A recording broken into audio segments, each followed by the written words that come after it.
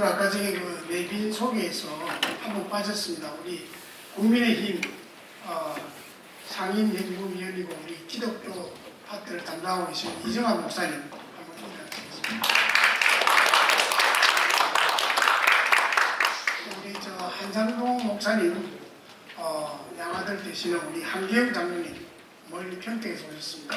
일어나세요.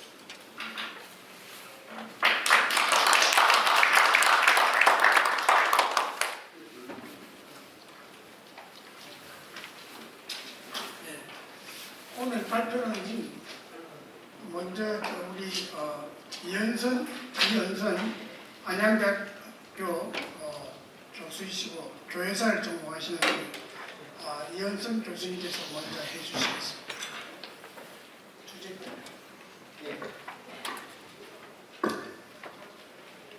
방금 소개받은 안양대학교에서 교회사를 가르치는 이은선입니다. 제가 부탁받은 것이 오늘 그 세 분의 신대참배를 반대하셨던 여성 지도자분이신 최덕지, 안희숙, 조수 그들은 누구인가 하는 제목으로 발표를 요청받아서 그 내용을 발표하도록 하겠습니다. 들어가는 말에서는 바로 그 일제의 말 그 신다참배의 가혹한 탄압을 할 때 한 2천여 분이 뽀뽀를 치렀고 그 가운데 우리가 너무 잘 아시는 주기철 목사님이나 최상민 목사님 등을 중심으로 50여 분이 복사를 하셨습니다. 신사참배 거부운동은 당시 일본 천황의 신으로서의 지위, 현신의 지위를 부정을 하고 하나님만을 섬긴다라고 하는 기독교 신앙이 밑바탕을 이루고 있지만 동시에 일본의 국채를 부정하고 우리 민족의 정체성을 지키는 분명한 항일 운동이었습니다. 그래서 일본은 이분들의 행위를 불경죄, 치안유지법, 국가보안법 위반죄로 처벌을 했습니다. 그렇지만 현재 국가는 이분들 가운데에서 주기철, 주남선, 손양원, 김두석 등 몇 분만 독립운동 유공자로 인정을 했고 나머지 분들의 신사참배 거부 행위는 신앙의 행위로만 이해하면서 아직도 독립유공자로 인정하지 않고 있습니다. 그래서 오늘은 이 최덕지, 안희석, 조수옥 세 분을 중심으로 펼쳐졌던 신사참배 거부운동의 독립운동으로서의 성격을 조명해 보려고 합니다. 물론 제가 오늘 발표하는 것은 어떤 새로운 자료를 발견한 것이 아니고 지금까지 여러 학자분들이 연구한 것을 정리해서 발표하는 수준임을 양해해 주시기를 부탁드리겠습니다. 먼저 독립운동은 나라가 식민지 상태가 되었을 때 그 식민지 상태를 벗어나서 자주적인 주권국가를 세우기 위한 운동이라고 정의해 볼 수 있겠습니다. 독립운동이 국가의 주권을 되찾기 위한 운동이었다고 하는 관점에서 생각을 해볼 때 다양한 측면에서 독립운동을 생각해 볼 수 있겠습니다. 특히 일제치하에서 대한민국을 건국하기 위한 독립운동이라는 측면에서 관찰을 하면 조선의 봉건제도를 극복하고 근대적인 민주국가를 건설하는 노력도 중요한 독립운동이라고 말할 수 있겠고 또 일제가 우리 민족을 말살하려고 했을 때 우리 민족의 정체성을 지키고자 민족 정신을 보호 육성하려고 한 교육과 계몽운동을 독립운동이라고 평가할 수 있을 겁니다. 그리고 적극적으로는 일제에 대항하여 무력 항쟁을 한 독립운동도 있습니다. 지금까지 우리나라에서는 이 무장투쟁의 독립운동은 중요시하였지만 애국계몽과 국내의 평화적인 독립운동은 중요하게 평가받지 못했습니다. 일제에 의해서 가장 강한 핍박과 옥고를 치렀음에도 불구하고 독립유공자로 인정받지 못한 분들이 바로 신사참배 거부자들입니다. 그렇지만 일제가 우리를 한국신민으로 만들고자 했을 때 일제에 적극적으로 저항한 측면에서 이분들의 행위는 독립운동이라고 평가할 수 있겠습니다. 아래에서 오늘의 주제인 바로 최덕지, 안희숙, 조수옥 세 선생님들의 그 독립운동을 중점적으로 살펴 보고자 합니다.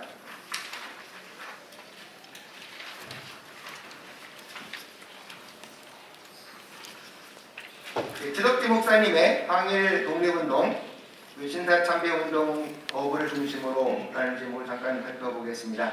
최덕지 목사님은 1901년에 통영에서 태어나서 대화정교를 다니면서 기독교 신앙을 받아들이셨고 근대 교육을 받았으며 다양한 여성단체에서 활동을 했고 일제가 신사참배를 강요할 때는 신사참배 거부 운동을 하다가 해방될 때까지 복부를 치르셨습니다.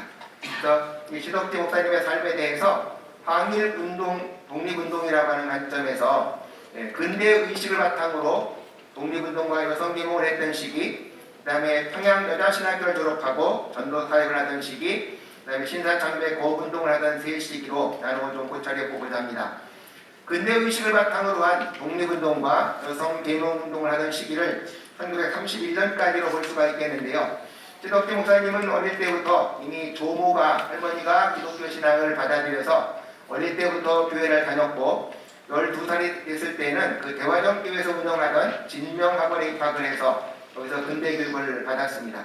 그리고 나중에는 이제 마산에 가서 의산여학교를 다니면서 그곳에서 더 민족의식을 키웠던 걸로 보여집니다.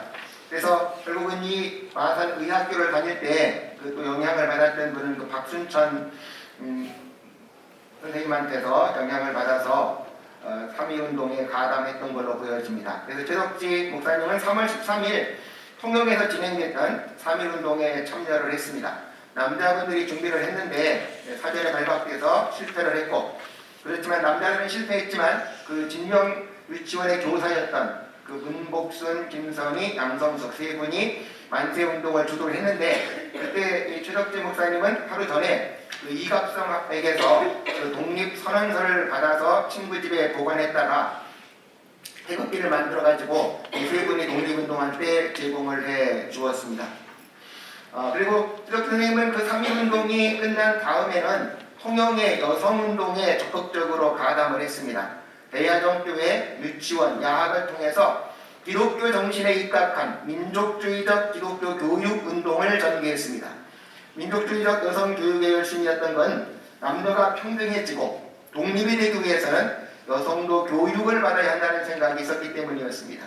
그래서 대화정교회에서 집사님이 되시고 여전도 회장으로 피선되고 그 다음에 기독교 청년회 회장으로 활동을 했습니다. 그리고 이런 교육 활동을 통해서 기독교 신앙과 함께 여성분들이 근대 문물에 접촉할 수 있도록 인도를 했습니다. 그래서 진명유치원의 교사가 되어서 활동을 했고, 그 다음에 도천리, 대화정에서 유치원과 야학을 운영했습니다. 도천리라고 하는 데에서는 1926년부터 유치원과 야학을 운영을 했고, 1928년 대화정에서는 동부 유치원을 설립을 해서 학생들을 가르쳤습니다. 그래서 이렇게 가르쳤던 목적은 여성도 교육을 받아야 일제의 독립 지배에서 독립된다라고 가르쳤습니다. 그 다음에 여성단체 활동뿐만 아니고 독립운동 조직에도 가담을 해서 상해 독립단 통영원조회에도 가입해서 활동을 했습니다. 그리고 1920년대 후반에는 이제 통영의 여러 여성단체들에서 활동을 했습니다. 통영의 여자청년회, 통영부인회, 근후회 통영지회 같은 이 다양한 여성단체에서 활동을 했는데, 처음에 활동을 하다가 이런 단체들이 사회주의적인 성격을 띠면 더 이상 활동하지 않은 것으로 보여집니다. 그래서 먼저 통영여자청년회에서는 26년 8월에 서기가 되어져서 제일 처음에 1월달에 서기로 선출이 되어졌고, 또 통영여자부인회에서는 28년도 8월달에 서기로 선출이 되어졌습니다. 그리고 일제시대 때 가장 유명한 좌우 합작단체였던 근후회에 1929년도에 통영지회를 설립할 때 가장 중요한 역할을 했지만 11월 이후에는 이 단체가 사회주의적인 성격을 띌 때는 더 이상 참여하지 않은 것으로 보여집니다. 이 최덕지 선생님은 당시에 바로 교회와 여성 단체들을 통해서 여성들을 교육시켜 근대의식과 민족의식을 일깨우며 3.1운동, 상해 독립단 통영원조회, 근후회 등에서 독립운동을 한 것을 알 수가 있습니다. 두 번째는 이제 평양신학교에 여자신학교에 다니게 되어졌습니다. 근후회에서 활동을 하다가 1931년도에 아마 그 이용도 목사님이 와서 그 대화정교회 설교를 할 때 은혜를 받았던 걸로 보여지고, 그 이후에 기독교를 좀 더 알아야 하나님을 올바르게 섬기겠다 하는 생각을 하게 되어져서 1932년에 그 신혜미 선교사님의 추천으로 평양 여자신학교에 입학을 했습니다. 결국은 그 성경신학교에 입학한 건 이렇게 신앙을 더 깊이 알아야 나라를 올바르게 사랑할 수 있고 사람들에게 신앙을 가르칠 수 있겠다 하는 생각으로 신앙을 배웠고요. 여기서 다니는 과정 가운데에서 가장 중요했던 건 바로 그 김인준 목사님이나 길진경 목사님을 만나게 됐는데, 특히 그 길진경 목사님을 통해서는 길선주 목사님의 그 전천열설적인 종말론을 정립하게 되어졌습니다. 바로 이 전천열설적인 그 종말론은 나중에 그 신사참배 운동을 할 때 중요한 신학적 토대가 되어졌습니다. 그리고 거기에 있을 때는 산정현교회 장년주일학교만을 가르치면서 그 당시 거기에 있었던 한국의 유명한 교계 지도자들이었던 박형룡, 한경직, 김대준 이런 여러분들도 만나서 교제를 할 수 있는 기회도 가졌습니다. 1935년도에 신학교를 졸업한 다음에는 경남지방의 호주 미순회에 소속되어져서 83개 교회들을 순회하며 숨겼고 36의 젊은 나이에 이미 경남 여자 성경학원 이사로 선임될 정도로 지도력을 인정을 받았습니다. 그래서 경남 여자 성경학원에서는 이사이시면서 선생님으로 가르치는 그런 활동을 하게 되어졌고, 결국은 이렇게 여전도사님 활동이나 성경학교 교사로서의 활동은 신사참배 거부 운동을 조직하는 데 큰 도움이 되어졌습니다. 세 번째로 1938년도 이후에 신사참배 거부 운동에 참여를 하시는데, 결국은 그렇게 신사참배 거부 운동을 본격적으로 하게 되는 데에는 결국은 성경 말씀이 하나님의 말씀으로 인간이 지켜야 될 진리라고 믿었습니다.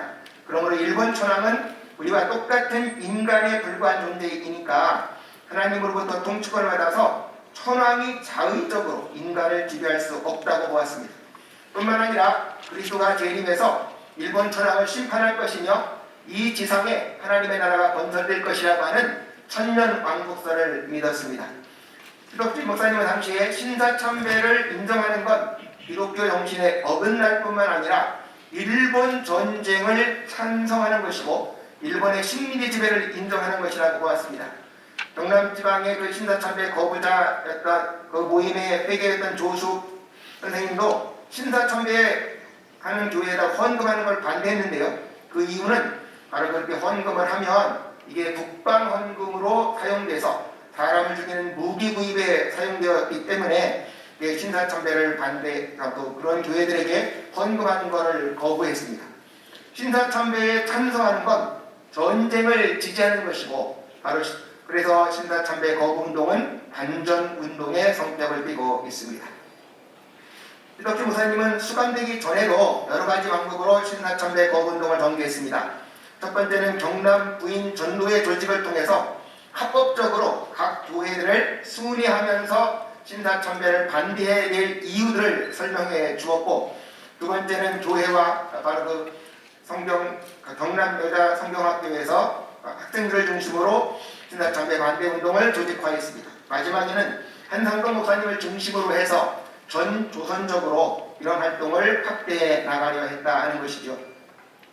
제일 첫 번째 활동했던 그 부인회를 중심했던 걸 보면은 1939년도 12월경에 바로 그 이인재 전사님이 평안노예 쪽에서 이루어지고 있던 신사참배 운동을 밀양교회에서 임시로 수임하고 있던 한상동 목사님에게 전해주었습니다.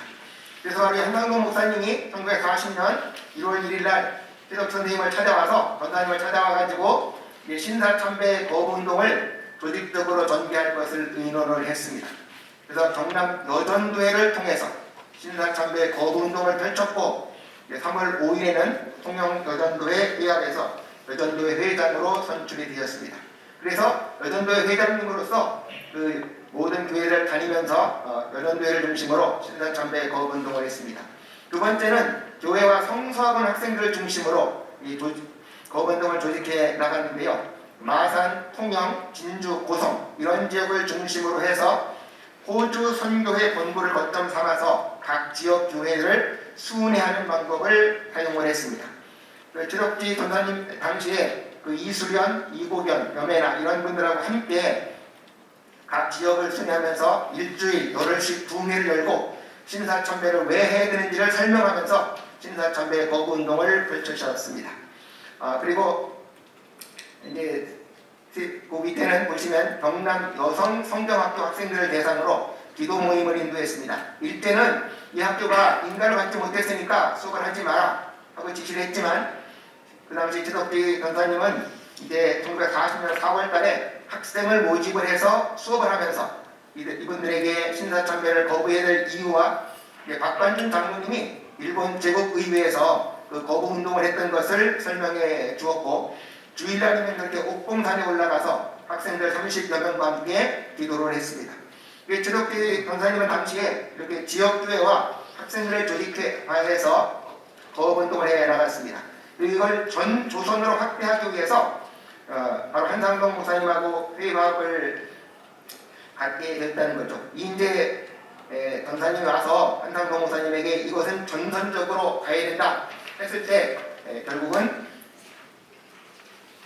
이 소식을 듣고서 최덕지 전사님도 찾아와가지고 바로 우리가 이런 활동을 전국 북쪽 지방까지 연결을 해서 활동을 해야 된다 했고, 그래서 이 최덕지 전사님은 한상동, 이인재, 북쪽의 주기철 목사님들과 전국적으로 이 운동을 확산시키려고 했고, 이때 한상동 목사님에게 활동자금 90원을 제공하기도 했습니다.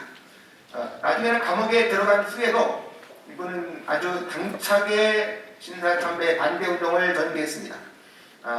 그렇게 거기 보시면 이렇게 수감된 장면들이 나와 있고요.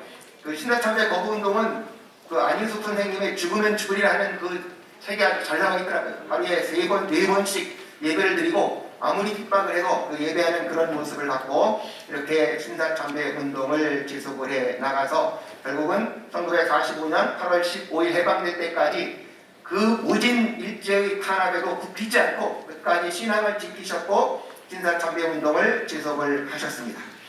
안희숙 여사 그 사모님의 신사참배 거부 운동은 우리가 죽으면 죽으리라 하는 책에 너무 잘 나와 있습니다. 박천에서 태어나서 동도에까지 가서 아주 그 일본어가 유창했던 분으로 알려져 있습니다.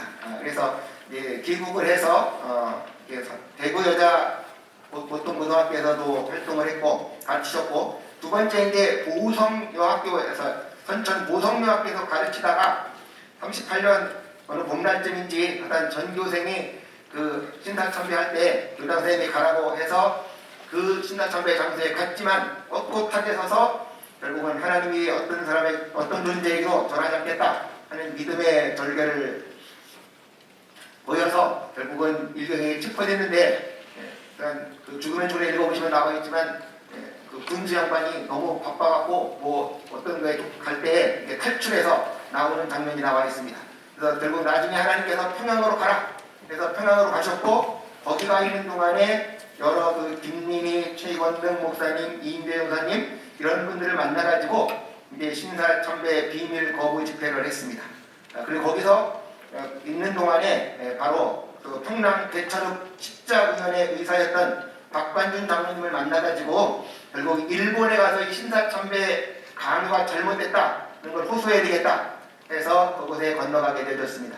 그때 건너갈 때 보니까 이 안희숙 당시 이제 성도겠죠. 죽으면 죽으리라 하는 것을 읽고 일본에 건너갔고, 우리가 다 아는 대로 일본 의회에 가서 그것을 신사참배 반대하면 일본을 멸망한다 하는 그 문서를 뿌리는 장면이 나와 있습니다. 그리고 어디 보면 그 일본 기독교 장로의 하비키 중장을 만나가지고 이제 말했어요. 여러분들이 일제 일본 신을 10전짜리 종이를 사라고 하는데 그거 사가지고 와서는 면도관에 나갔다 뽑아놓는 그런 일을 하는데 이런 짓을 강요하는 것은 아무런 의미가 없다는 것을 얘기했다는 것이 나와 있습니다. 그래서 결국은 박관준 장로님하고 같이 일본 가서 그렇게 그분이 박관준 장로님 소리친 게 잘 나와 있는 대로 여호와 가미사마노 나이시메이다, 그래서 여호와 하나님의 대사명이다 하고 아래층으로 그 문서를 집어 던졌는데 일본 제국은 회개하고 국정을 처리해라. 그래서 안 하면 이제 하나님께 패망한다 하는 내용이 나와 있습니다. 그래서 한국으로 이제 호송이 되어졌다가 잠깐 그때 이제 또 풀려나셨더라고요. 풀려나셔서 있는 동안에 다시 신사참배 거부 비밀 집회에 참석하시다가 결국은 다시 체포되는 장면이 나와 있고 그 당시 잠깐 풀려나와 있는 동안에 결국은 신사참배 반대 운동에 참여해서 결국은 그 체포됐고 그 각주 24번에 보시면 그때 이제 두 번째 체포됐을 때 기소장에 나타난 제목은 치안유지법 위반, 보안법 위반, 불경죄 이 세 가지로 이렇게 처벌을 받게 되어졌습니다. 그래서 그 신문에 받는 내용은 앞에 최덕지 강사님 했던 얘기가 똑같은 신사참배를 어떻게 생각하냐? 그래서 나는 신사참배는 무상숭배에 절하는 거니까 절대로 할 수 없다 하는 그런 내용들을 가지고 끝까지 신사참배를 할 수 없고 결국은 일본 천황도 예수님 안 믿으면 심판받아서 지옥 간다. 참 제가 그냥 읽긴 합니다만 이렇게 담대할 수 있을까 하는 그런 생각이 들어요. 일제가 자기를 신문하고 그거 끝나면 이제 결국 판결을 받을 텐데 그렇게 당당하게 이 모든 신앙을 고백을 했고 천황에 대해서 인간에 불구하고 일본도 분명하게 심판을 하나님 믿지 않고 이렇게 기독교인들을 박해하면 심판을 받을 거다라고 하는 것을 명확하게 밝혔습니다. 그래서 결국 이 당시에 이들이 바로 아까처럼 이분을 처형했던 그 죄가 치안유지법, 이렇게 보안법, 불경죄인데 특별히 그 불경죄를 보면 결국 이 불경죄는 일본의 국채가 일본의 천황이라는 거죠. 그래서 바로 일본의 이 국채를 변혁시키는 죄가 바로 신사참배 반대죄다. 그래서 일본 국채를 변경시키려고 하는 불경죄에서 비국민이고 나라의 적이다. 그래서 국적으로 적발해서 처벌을 했습니다. 조숙 선생님을 보면은 조숙 선생님도 어릴 때 유치원에 다니면서 신앙생활을 했는데 결혼이 좀 잘못돼서 남편의 외도로 일단 교회를 잠깐 떠났다가 그 결혼이 파경이 돼서 다시 돌아와서 신앙생활하신 걸로 나와 있습니다. 그래서 22살 되던 때에 평양 통영에 가서 가로 종사를 잠깐 하셨는데 이게 이제 잘 맞지 않아서 그 다음에는 이제 마산으로 가서 마산에 가가지고 신앙생활할 때 거기서 주기철 목사님을 만났습니다. 주기철 목사님은 신사참배를 거부하면서 이 고난의 시기니까 바로 우리가 이 십자가를 짊어지고 주님을 따라가야 된다는 설교를 했고 이 조숙 성도는 그 당시에 약간 이 주기철 목사님의 그런 신앙을 통해서 내가 이 시대를 어떻게 살아갈 것인지 하는 신앙의 자세를 터득을 했습니다. 그러다가 1937년에 진주의 경남 성경 학원을 다니기 시작을 했고 그 다니게 된 이유는 성경에 대한 정확한 지식이 있어야 다른 신앙을 생활할 수 있겠다 해서 여기서 신앙을 생활 그렇게 성경학원을 다녔고 거기서 최덕지 당시 전사님을 통해서 배웠습니다.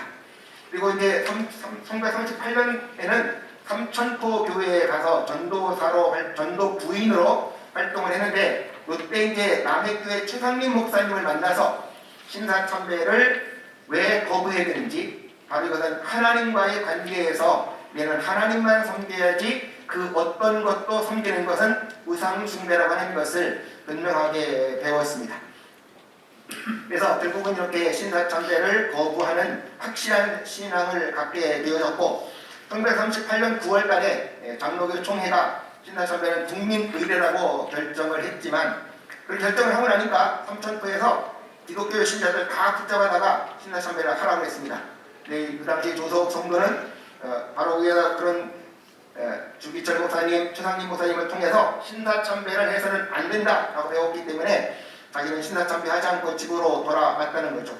그래서 결국 그 다음에 그렇게 그 다음날 잡혀가서 삼천포를 떠나라가는 명령을 받아서 삼천포에서 추방이 됐고 아마 이때까지만 해도 그 신사참배하는 사람들을 수감하라고 하는 아직 정확한 지시가 없었던 때인 걸로 보여집니다. 그래서 삼천포에서 추방돼갖고 부산으로 갔고 부산에 가서 거기서 토량교회에서 1년간 은사님으로 시무를 하게 되어졌습니다. 그리고 그 부산교회에서 심호할 때 바로 이게 부산 해수욕장에서 한상동 목사님과 비롯한 여러 그 반대 지도자를 만나가지고 이제 신사참배 거부 모임을 만들었다는 거죠. 그리고 그때 바로 그 한상동 목사님이 한 4가지, 그 밑에가 하나, 첫째, 둘째, 그래서 신사참배를 하면 멸망받는다. 신사참배 교회에 출석하지 마라. 신사참배하는 성찬예식 참여하지 마라. 신사참배하는 교회에 헌금하지 마라. 하는 것이 이제 이때 이렇게 결정되었다. 결정해서 그분이 설교하는 거로 나와 있습니다. 그래서 그 다음에 결국은 신사참배를 계속 반대하다가 체포되어져서 체포와 신문을 받는 장면이 그 4번에 나와 있고, 역시 뭐 밑에 그 신문 받는 내용은 앞에서 했던 분들하고 동일하게 신사참배 반대하는 것에 대한 명확한 이유를 설명을 하고 있습니다. 그래서 결국은 이분도 1945번에 보시면 1941년 7월 11일 날에 평양 형무소로 이감이 돼서 거기서 결국은 마지막 해방이 될 때까지 감옥에서 지냈던 그런 모습으로 나와져 있습니다. 그래서 제가 마지막 그 밑에만 잠깐 읽고 마치겠습니다. 신사참배 거부는 독립운동인가 했을 때 제가 한번 생각해 보건 일본이 1937년에 바로 그 국민정신 총동원 운동을 일으키면서 바로 그것의 가장 밑바닥에 있는 게 한국심리나 내선일치를 반통하는 건데 바로 이 천황 이데올로기였습니다. 근데 바로 이 천황 이데올로기를 정면으로 거부한 것이 바로 신사참배 운동이었고, 그렇기 때문에 이 신사참배 운동은 개인적으로 본다면 신앙적인 운동이지만 바로 일본의 입장에서 본다면 일본 국가 시책을 정면으로 반대하는 가장 강력한 독립운동이었다라고 하는 것입니다. 그리고 제가 앞에서 이제 우리 최덕선 총장님이 다 하실 거니까 저는 23페이지 가서요. 23페이지 가서 세 번째 줄부터 보겠습니다. 따라서 내선일체의 한국신민화에 가장 격렬하게 저부했던 신사참배 거부운동은 명확히 일본에 저항하는 민족운동이요 독립운동이었다. 첫째, 이들의 신사참배 거부운동은 자신들의 신앙을 지키기 위한 신앙운동이었고, 둘째로는 일본의 탄압 속에 조선인의 정체성을 지키기 위한 민족운동이고, 일본에 대한 저항의 관점에서 보면 일본 천황 중심의 대동아 공영권에 반대하는 독립운동이었습니다. 그래서 결국 일본의 가장 중요한 천황을 반대하는 걸 명확하게 한 거부운동이었어요.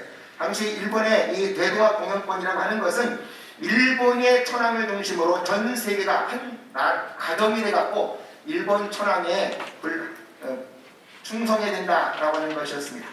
넷째로 신앙의 자유와 결사의 자유를 주장하는 자유민주주의과 건설운동이었다라고 하는 거죠.